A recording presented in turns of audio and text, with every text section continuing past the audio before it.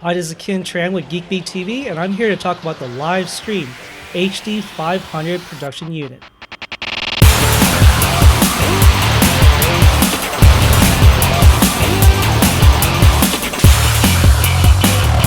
Hi guys, so many of you know we use a lot of streaming products here at Geek Beat TV, and one of the new things that we got sent over a few weeks ago was the Livestream HD500. Now, as you can see here, the Livestream HD500 is a all-encompassing portable streaming unit. It fits in this large duffel bag right here that fits inside pretty much any carry-on that you can get onto an airplane. And depending on the airline, you can actually fit it under your airline seat.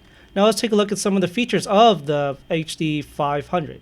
So you can see here, when we did our unboxing, Callie and John pulled out the HD500 and took a look at it. And you can see how small it actually is. One of the cool features about the HD500 is the fact that it has a built-in HD LCD screen. As you can see here, you just take the panel off that protects it, and now you have a full screen. If you look at some of our other little views here, you can see the system online as we're going. On the back, you have a bunch of different inputs. You have 4 HD SDI inputs plus an additional 5th one for other uses, as well as different types of HDMI and VGA ports. And the whole system itself fits into a travel-sized bag, as you can see, that can pretty much carry over your shoulder and fit into just about any airline system. So as you can see here, John has it right in his hand that you can just throw it on their seat. So further moving on, we have some other features I like to talk about. Once again, we can show off the different ports that we have available here. The different ports we have available here. We have 4 HD SDI inputs. Those allow us to take in any type of HD feed, as well as a 5th one for an additional whatever we want to do. Now this 5th card actually acts as a multi-bus system. You can either be an HD SDI feed, you can be an HDMI feed, you can be a component, S-video, composite, or any type of analog system that you want. It depends on what you want. You can configure it to do whatever you want to do. In addition to that, we have, all you can see, we have a 5-input system. We have cameras 1, 2, 3, 4. Camera 5 is currently set to be actually a black and white system, or a color bar system I have right now set up. So that way I have a nice little color bars I can use whenever I feel like it. Now, in addition to being an ultra portable system, it's actually an ultra featured system as well. The HD500 can do everything from live production switching, recording, and streaming all at the same time. But let's just go through an entire workflow and see what it's like. So you can see here I have queued up on the previous pane in the preview pane on the left is a graphics overlay system that I've composited together, which includes a little bit of a video in the background and a countdown timer. What's cool is about this thing has a number of different countdown systems in it, as well as clocks and timers that you can put into the little graphics overlay. And here I've set up a countdown, so when I hit the go button, it will actually start counting down, and when the countdown is done, it will actually switch over to what's next in the preview. So let's just go ahead and go live with this one. So now it's counting down. Let me queue up the next video here that I want to play, which will be this little bumper. And go. So now it switches over and plays this little bumper. And when it's done, I'm going to queue up and go back to myself. It's very simple. It's pretty cool. Just like many other different production switchers, it has automatic transitions once it's done and once it hits certain key points in the program itself. So another cool thing we can do with this system is, let me go back to the graphics system, which you can see where I queued up the original little countdown system. Is we do things like, of course, like simple lower thirds. So let's pull up my little lower bug here, which is on the second graphics system. This system has 2 graphics systems that you can use, as well as 2 media systems. So let's air our lower third here. Oh, hey, look, I have a little lower third. Now, what's really cool about this system is the lower third and the text system in the graphics system is actually a dynamic text system. As in, you can queue up multiple different things, multiple different sets of data fields into the workflow itself. So what do I mean by that? Well, okay, so we have here as this lower third, right? Well, in other systems, you might have to recreate the lower third over and over and over again with different names and different text. Here, you just use one graphic system to create it, and then you can just queue up all your text in this little data field. So what you're doing is it's actually populating data fields, like if you had an Excel sheet and a mail where you took an Excel data sheet and fed it into like a label maker program, it would just populate the labels with all your different data. This is the same idea here. As you can see in the bottom, right here in the bottom corner down, you can see that I've pre-populated my name. But hey, if I want to switch over, say we have a different person, we cut to a different camera, I want to talk to someone else, I can just click on that, and as you can see, it just changes over. And I can go right back over to my name again. It fades in and it fades out. Pretty clean, pretty smooth, pretty nice. So let's get rid of that here for a second. Goodbye. So the other cool thing about this system is that the graphics system itself is fully designable. You know, I can design different types of graphic systems, like such as these 2-window composites. Everything is basically based on the idea of objects. You know, I can throw in a bunch of camera objects. I can throw in like video objects. I can throw in static image objects on top of it and layer them together and rearrange the layers as needed. So here in this system, over here, this system this way, yep, is I have a 2-box system where I'm taking 2 cameras, which happen to be the same cameras in this situation, and put them in at the same time. But I can also do crazy things like have a 4-camera system. Let's make sure my data there. All right. So if I go live with this system, oh, there we go. So you have, let's see, let's go live with this one right here. Okay. So now if we go live with this one, you can see that I've populated 4 different cameras. Now 2 of the cameras I here are the same because I only have 2 cameras going into it, but you have 2 other cameras that you can see on here, as well as you can see the use of the data fields where I can actually pre-populate whatever I want these labels to say. So if you look on the design system here, it says just labels 1, 2, 3, and 4. But if you go back into the data backend, I can fill in whatever data I want. And I can have multiple different trays of these data fields that I want to use, and I can switch to them whenever I want to. So let's go back to that. So another cool thing is you can do, and further on, another example of the data field system is you can use it to create like little bullet points that you can see right here. Basically, I have just a bunch of different bullet points and a name and a camera in the system. It's pretty easy to do. All you have to do is just create a new lower third like this and just add fields in, such as static text. You know, you can add images, or you can add cameras that you can just kind of move around. You know, I can add as many cameras as I want. And it's pretty easy to do. If you need to crop a camera, or you can rescale it, of course. You can rescale the camera here, make it larger or smaller as needed. You can also crop it if you go to that mode, and you can crop it and make it smaller. You can see what it looks like on the real system, or on the previous system right here. You can see what's going on, what I'm doing to this little field here. As well as you can change the opacity. And of course you can always just change the camera input as well. Camera 2 is the same, so let's try that one. Let's try that one, yeah. So you can, of course, always do something like that. So let's go back to this here. So furthermore, this system also has a full-featured audio system as well. As you can see here in the lower part, to the lower, this way, to the lower part here, you can see the full mixer system, where we have stream out feeds, record out feeds, camera 1, 2, 3, 4, all the different camera feeds you have, as well as the media feeds. In this system, it has a follow system. So when I switch cameras around, as you can see here, you can see that the marker will follow whatever camera I go to. Now the other feature of this is when I cut to these different cameras, like this, is the different audio will go live. So right now camera 1 is live and camera 3 is on preview. And now I'm going back the other way. Now it looks like everything's the same because all the cameras are picking up audio and they're coming in at the same time. But rest assured that currently right now camera 3's audio is live and now camera 1's audio is live.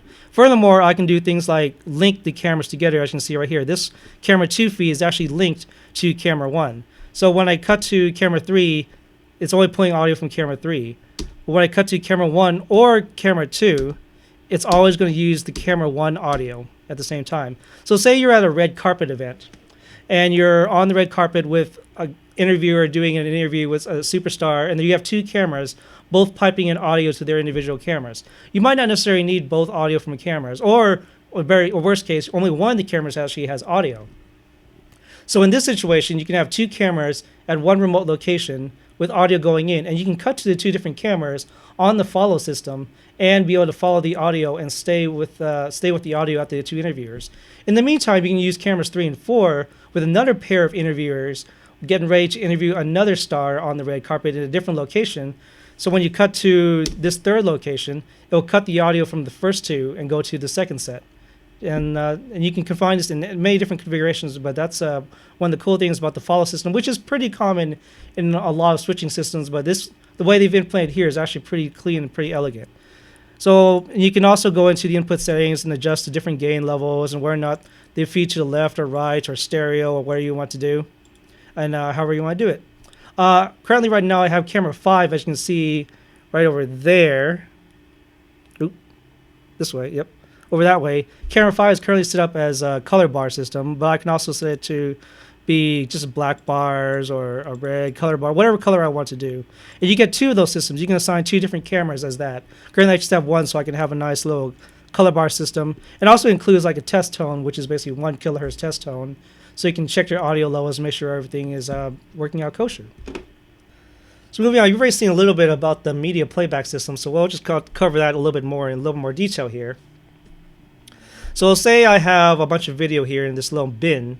If I just preview it up, if I set it to autoplay and I hit go, it'll start playing. And when it's done, it'll switch back to whatever is in my previous system, which happens to be myself. Now this system also allows you to repeat Stingo items, or if you click this one, it'll actually go through and play through the entire list you have set up here. So you can queue up a bunch of different videos, say reruns or different segments or different bumpers you want to run, and just say go, and it'll continue doing it. So you have 2 of these systems right here. Well, certainly the second system is running this little twirly thing that we use in the back of our graphics tilers. Furthermore, of course, I said that this system also was a streaming system. So you can actually stream to different units, such as Livestream. Log in right here. So you just log into Livestream, and you can stream to different places. You can try different events. It works best with Livestream, of course, as you imagine. But you can also stream to YouTube and Ustream natively, where they'll pick up your different events and allow you to pick them out. Or you can just set up your own RTMP to stream to any CDN that you want, such as Justin TV or Blippi or anything that you want to stream to. Now, another cool thing that you have is a bunch of different wipes, as you can imagine. There are tons of different wipes here that you can try, like this slide over effect, or that type of effect, or this crazy little star effect here. You know, there's lots of different things that you can use to have a little fun with your production.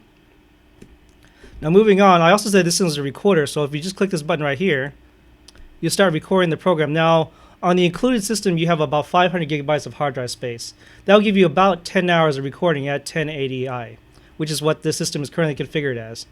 But you can record at different systems, lower resolutions, lower resolutions. That'll give you more time if you need it. And of course, you click this button right here, or if you click in this tab right here, you can start streaming. Now, there are a few caveats of this system that are kind of gotchas. One, I may have said this has 5 inputs, and it may imply it has 5 inputs, and that's actually very true.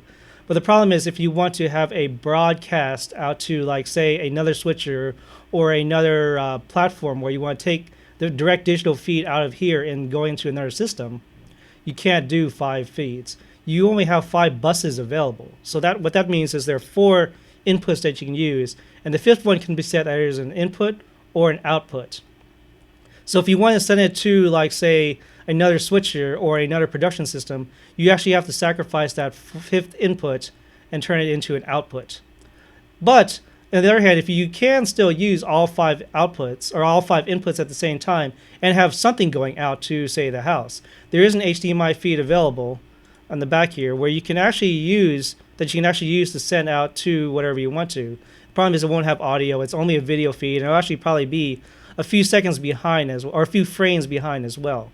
It's good for like a house feed if you want to send it out to, say, like a conference on those big screens or just TVs around the center, but you can't use it for, say, actual production itself. And that's a disappointing problem with it, but it's not that huge of a miss. One thing I would love to see, though, is if that HDMI feed could be configured not just for a program feed, but it could be set up as a preview feed. So say my talent wants to see what's on the preview screen, or some type of multi-view so that I can say other people in the staff or other production team members can see what the current status of all the different cameras are without having to look over my shoulder or look at a different camera routing system. Another gotcha that I like to mention is the fact that even though it has a great mixer system where you can have all different types of audio coming in and out from your cameras, that also assumes that you're embedding the audio in your camera itself. In some situations that doesn't work because you're going to have an external audio mixer, someone on the board doing your audio, and you need to send that analog audio back into the system, or even if it was a digital audio, you have to send it back into the system. The only way to get that audio back into the system is either to embed it inside of one of your cameras, as in run the audio from your mixer into one of your cameras, and have the camera send everything down the line, or you have to use the fifth audio or fifth video input as an analog audio capture system. And that means, one, you have to have a camera plugged into that fifth input in order to send it video, because it can't just do audio only and ignore the video part. It has to have both. Or you just can't use external audio in that situation at all. And that's one gotcha that I wish it had a dedicated audio capture system to send analog audio down the line. Otherwise, the HD500 is actually a pretty good system. I mean, the top features of it are, of course, is portability. I mean, you can't beat the fact that this entire system fits inside this little bag right here that you can just kind of throw over your shoulder or just carry on your side, and fit underneath. In certain situations, you can actually fit this bag underneath the seat in front of you on an airline, which is pretty valuable. So overall, at $8,500, this is not a cheap system. But remember, this is a professional system. It's designed for professionals to use on the road when they go on gigs. You can pack this entire thing up, throw it onto an airplane, and you're good to go once you get to the event. There's no setup. All you have to do is just plug cameras in, plug your power in, plug your network in, keyboard and mouse, which are all included in the bag, and you're good to go. That's a great time saver, and it's a great sanity saver, so you don't have to worry about checking in a streamer. You have to worry about checking in a switcher, checking in a monitor, and then make sure all those three different items come together on an airplane. Make sure that you don't get lost by the luggage handlers, and then having to set them all up once you get to the event. All this you have to do is just drop it down on the table, and you're done. So for its value, it's actually a very good value at $8,500, especially compared to some of its competing products. Overall, though, I think the Livestream HD500 is a great system to use if you are looking to do live streaming in the near future, especially if you want to go onto the road. My name is Kin Tran, and I'm here with Geek Beat TV. So if you like our videos, be sure to give us a thumbs up, click that subscribe button, and give us a comment saying what do you think about this system. Would you guys use this? Would you want to buy one of these systems instead of say some of the other products for your stream productions? So anyways, my name again is Kin Tran, and thanks for watching.